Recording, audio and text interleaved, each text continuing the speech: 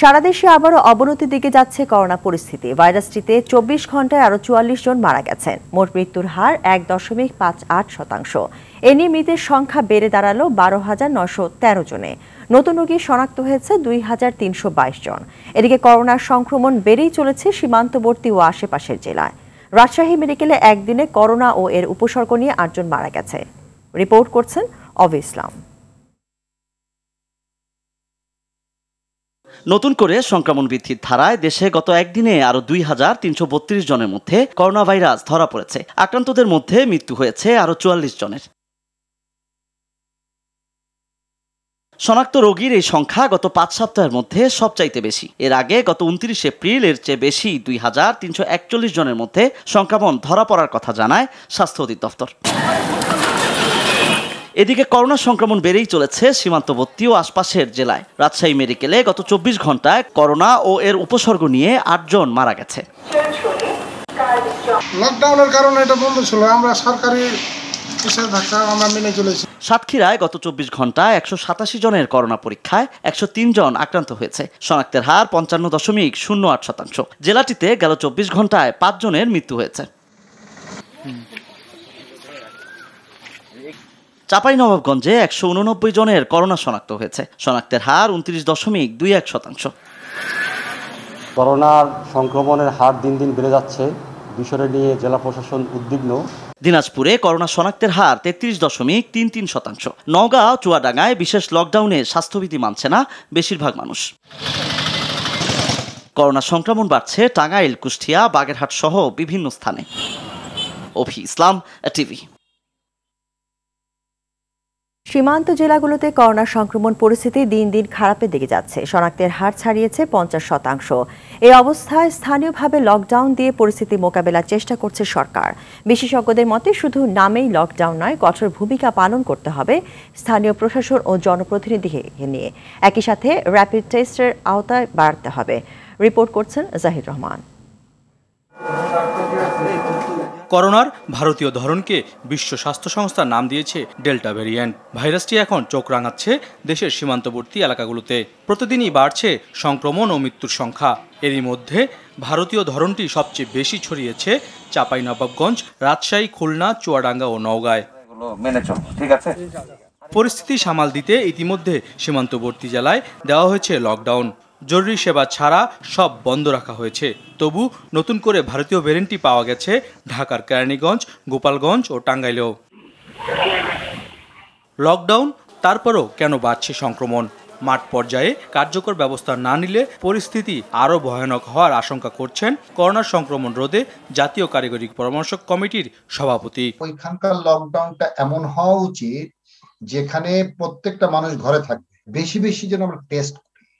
যত বেশি আমি আমার জালটাকে বড় জাল করব, তত মাছ ধরা পড়বে। তেমনি ভাবে যত বেশি টেস্ট করব, তত বেশি সংক্রমিত ব্যক্তিকে চিহ্নিত করা যাবে।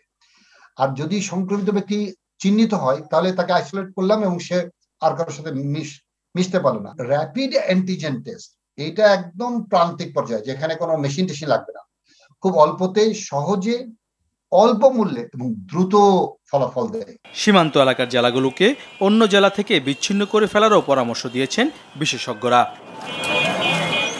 জাহিদ রহমান, RTV, ঢাকা। তৃতীয় পক্ষকে লাভবান করতে করোনা টিকা আমদানিতে অস্বচ্ছ প্রক্রিয়া অবলম্বন করা হচ্ছে বলে মনে করছে ট্রান্সপারেন্সি ইন্টারন্যাশনাল বাংলাদেশ, TIB। টিকার প্রাপ্তি, মজুত ও পরিকল্পনায় বিশেষজ্ঞদের বাইরে নির্বাহী বিভাগের সিদ্ধান্ত গ্রহণের প্রবণতা দেখা গেছে। এমনটি বলেন TIB নির্বাহী পরিচালক ডক্টর ইফতেখারুজ্জামান। সংস্থার ভার্চুয়াল সংবাদ সম্মেলনে বলা হয়, করোনা মহামারীর মধ্যেও স্বাস্থ্য জনবল নিয়োগে লেনদেন বাণিজ্য অব্যাহত রয়েছে। আতিকা রহমানের রিপোর্টে বিস্তারিত। করোনা ভাইরাস সংকট মোকাবেলা, কোভিড-১৯ টিকা ব্যবস্থাপনায় সুশাসনের চ্যালেঞ্জ, এই বিষয়ে ভার্চুয়াল সংবাদ সম্মেলন করল ট্রান্সপারেন্সি ইন্টারন্যাশনাল বাংলাদেশ। এ সময় গবেষণা রিপোর্টে তুলে ধরে বলা হয়, টিকা কিনতে গিয়ে সরকারি ক্রয় বিধির ব্যত্যয় ঘটানো হয়েছে। পুরো প্রক্রিয়ায় স্বচ্ছতা ছিল না। তৃতীয় পক্ষকে অন্তর্ভুক্ত করে ২৩১ কোটি টাকা মুনাফা দেওয়া হয়েছে।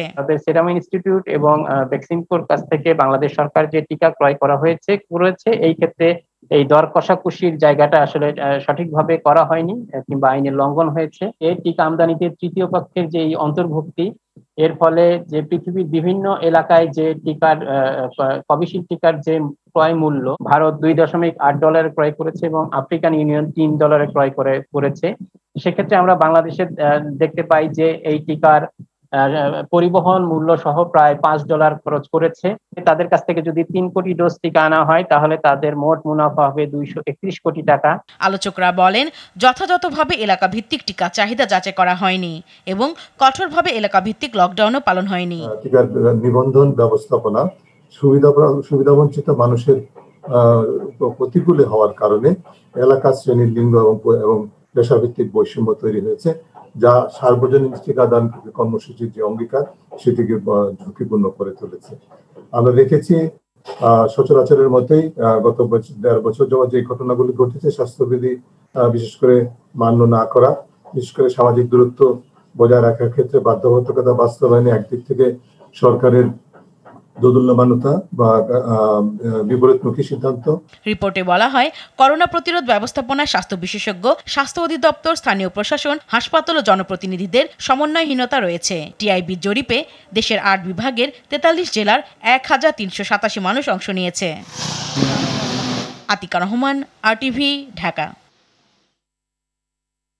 সরকারি আবাসন স্থাপনায় মশার লার্ভা পাওয়া গেলে স্বাভাবিক জরিমানার 4 গুণ আদায় করা হবে বলে হুঁশিয়ার করেছেন ঢাকা দক্ষিণ সিটি কর্পোরেশনের মেয়র ব্যারিস্টার শেখ ফজলে নূর তাপস।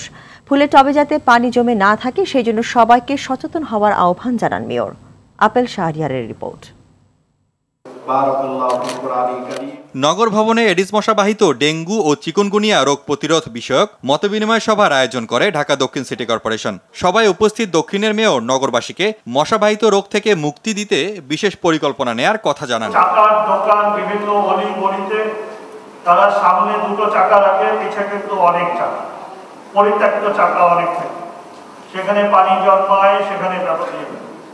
এই বিষয়গুলো আপনারা নজরে নেবেন এবং মশাকর্মী দ্বারা সেগুলোকে আপনারা নজরে নিয়ে সেখানে কীটনাশকের ব্যবস্থা করবেন। সরকারি স্থাপনায় মশক নিধন কর্মীদের দায়িত্ব পালনে সহযোগিতা না করায় ক্ষোভ জানান মেয়র। যে সকল নির্মাণাধীন বাসা আমরা কিন্তু ভ্রাম্যমাণ আদালত পরিচালিত করছি, নির্মাণাধীন বাসাগুলো দেখছি, আবাসন সরকারি আবাসনগুলো দেখছি এবং আমি নির্দেশ দিয়েছি আমার ভ্রাম্যমাণ আদালত কর্তৃপক্ষদেরকে যে সরকারি আবাসন যদি হয় সেখানে যদি ডেঙ্গুর কোনো এডিস মশকের কোনো লার্ভা পাওয়া যায় তাহলে জরিমানা 4 গুণ বেশি করবে। এ সময় পরিকল্পনা বাস্তবায়নে নগরবাসীর সহযোগিতাও চান তিনি। আপেল শাহরিয়ার, আরটিভি, ঢাকা। বস্তিবাসীদের উচ্ছেদ নয়, পুনর্বাসনের লক্ষ্যে প্রধানমন্ত্রীর দিক নির্দেশনা মেনে কাজ চলছে বলে জানিয়েছেন ঢাকা উত্তরের মেয়র আতিকুল ইসলাম। সকালে রাজধানীর মহাখালীর 7তলা বস্তিতে আগুনের ঘটনায় ক্ষতিগ্রস্তদের সহায়তা করতে গিয়ে এই কথা জানান তিনি। আপেল শাহরিয়ারের আরেকটি রিপোর্ট। রাজধানীর 7তলা বস্তিতে লাগা আগুনে সব হারিয়ে দিশেহারা ক্ষতিগ্রস্ত মানুষজন। একবার নয়, এর আগেও বেশ কয়েকবার এ বস্তিতে আগুন লাগে। গেলবারের আগুনে সংসারের কিছু জিনিসপত্র সরিয়ে নেওয়ার সুযোগ পেলেও সবই ধ্বংস করেছে এবার। শুধু এই পিন্দনে যা ছিল আগুন যখন মাথার উপরে উঠছে তখন খালি দৌড়, খালি জানটা নিয়ে দৌড়, আর কিছু করতে পারিনি। পিন্দনে যে একটা কাপড় বস্ত্র যে আছে কালকে থেকে গোসল করে পাইনি। টেকাও গেছে, কিছু পড়া ফ্যান দুটে গেছে, চাউল ডাল। আমরা পুরো অসহায় হয়েছি, আর আমার চোখ দেন কান্দার মতন ভাষা নাই। ক্ষতিগ্রস্ত এসব মানুষের মাঝে সহায়তা ও ত্রাণ সামগ্রী বিতরণ করেন ঢাকা উত্তরের মেয়র আতিকুল ইসলাম। বস্তিগুলোতে অগ্নি নিরাপত্তা জোরদারে ব্যবস্থা নেওয়ার কথা জানান তিনি। কিভাবে বস্তিবাসীরা যারা থাকেন তাদেরকে একটি স্থায়ী ঠিকানা দেওয়া যায়, মাননীয় প্রধানমন্ত্রী আমাকে কয়েকটা নির্দেশনা দিয়েছেন। এই বস্তিবাসীকে ছিন্নমূলকে একটি স্থায়ী সমাধান দেওয়া যায়, সেরও একটি রূপ কিন্তু মাননীয় প্রধানমন্ত্রী দিয়েছেন আমাদেরকে। বস্তিবাসীর জীবনমান উন্নয়নে সরকার কাজ করছে বলে জানান মেয়র আতিক। আপেল শাহরিয়ার, আরটিভি, ঢাকা। জাতীয় অর্থনৈতিক পরিষদের নির্বাহী কমিটি একনেক 6,651 কোটি 34 লাখ টাকা ব্যয়ের 10টি প্রকল্প অনুমোদন দিয়েছে। এর মধ্যে সরকারি অর্থায়ন 5,219 কোটি 81 লাখ টাকা, সংস্থার নিজস্ব অর্থায়ন 794 কোটি 3 লাখ এবং বৈদেশিক অর্থায়ন 637 কোটি 50 লাখ টাকা। গণভবন থেকে ভার্চুয়ালি যুক্ত হন প্রধানমন্ত্রী এবং একনেক চেয়ারপারসন শেখ হাসিনা।